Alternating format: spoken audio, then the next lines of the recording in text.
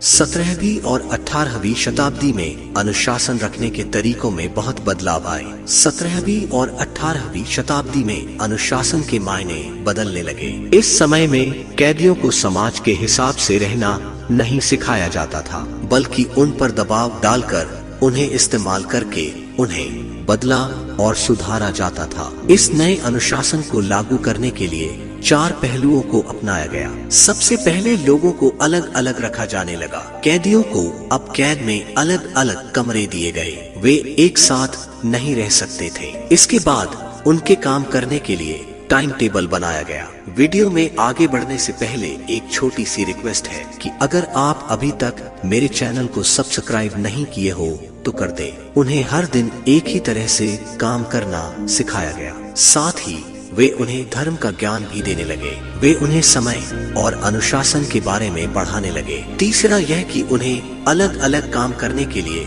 दिया जाने लगा और उनके लिए अलग अलग रैंक बनाए गए। अगर किसी अपराधी को अगले रैंक पर जाना है तो उसे सारे नियमों को मानते हुए अपना काम पूरा करना होगा। उन्हें करने के लिए अलग अलग काम दिए जाते थे। इसमें से एक काम पढ़ने का था। वे बहुत सख्त ट्रेनिंग और एग्जाम के जरिए पास किए जाते थे। इस तरह से उनसे एक पूरी संस्था की तरह काम करवाया जाने लगा। अंत में अनुशासन का काम सिर्फ यह तय करना नहीं था कि एक व्यक्ति किस तरह से रहेगा और काम करेगा। इसका काम यह भी तय करना था कि वे सारे लोग एक साथ मिलकर किस तरह से काम करेंगे। इंडस्ट्रियल रेवोल्यूशन के समय यह आइडिया अपनाया गया था। इसमें बहुत सारे लोगों को अलग अलग पोजीशन पर रखकर काम करवाया जाता था, जिससे एक इंडस्ट्री अच्छे से चल सके। यहाँ पर सिर्फ एक व्यक्ति का अच्छे से काम करना मायने नहीं रखता था, बल्कि सबका एक साथ मिलकर काम करना मायने रखता था।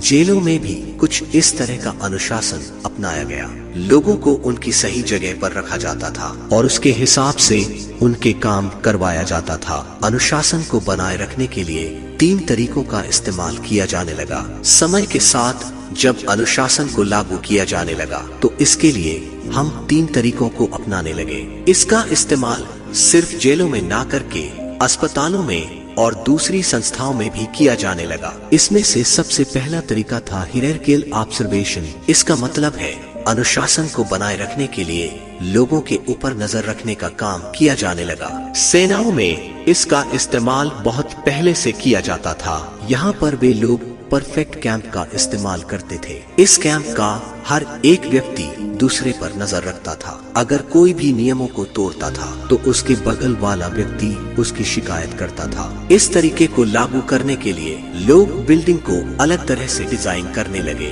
वे अब कमरों को इस तरह से बनाते थे जिससे अंदर के व्यक्ति की सारी हरकतें बाहर से दिखाई दे। अलग अलग पोजीशन पर रहने वाले लोगों को अलग अलग जगह पर कमरा दिया जाता था। एक कैप्टन को उस जगह पर कमरा दिया जाता था जहां से वह हर किसी के कमरे में देख सके कि कौन क्या कर रहा है। समय के साथ इसका इस्तेमाल अस्पतालों में और दूसरी बिल्डिंग्स में भी किया जाने लगा। बिल्डिंग की बनावट अब अनुशासन का एक अहम हिस्सा बन गई। पेरिस का इकोल बिल्डिंग इस तरह की व्यवस्था को दिखाता है। यहाँ पर कमरों को एक लाइन से लगाया गया था और कुछ कमरों के बाद एक ऑफिस का रूम पड़ता था। हर कमरे के सामने एक खिड़की लगी थी जिससे अंदर क्या हो रहा है यह बाहर से देखा जा सके। दूसरा तरीका में उन्होंने लोगों की काबिलियत नापने का एक स्टैंडर्ड तरीका बनाया। नंबर और ग्रेड देने के सिस्टम को लागू किया गया ताकि हम यह देख सके कि कौन सा व्यक्ति अपना काम कितने अच्छे से कर रहा है। पढ़ाई के क्षेत्र में इसका बहुत इस्तेमाल होने लगा। अगर किसी के मार्क्स कम आ रहे हैं तो इसका मतलब वो अनुशासन में नहीं है और इसके लिए उसे सजा दी जाएगी।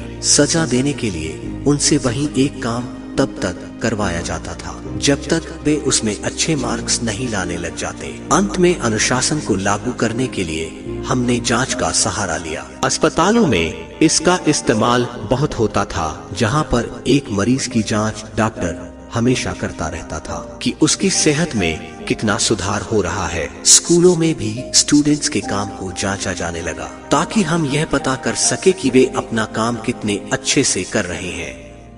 आज के इस वीडियो में इतना ही। जल्द मिलते हैं इस समरी के अगले पार्ट के साथ। तब तक के लिए जय हिंद, वंदे मातरम। अपना और अपने प्यारों का ख्याल रखें। वीडियो अच्छी लगी हो तो वीडियो को लाइक शेयर करना ना भूलें।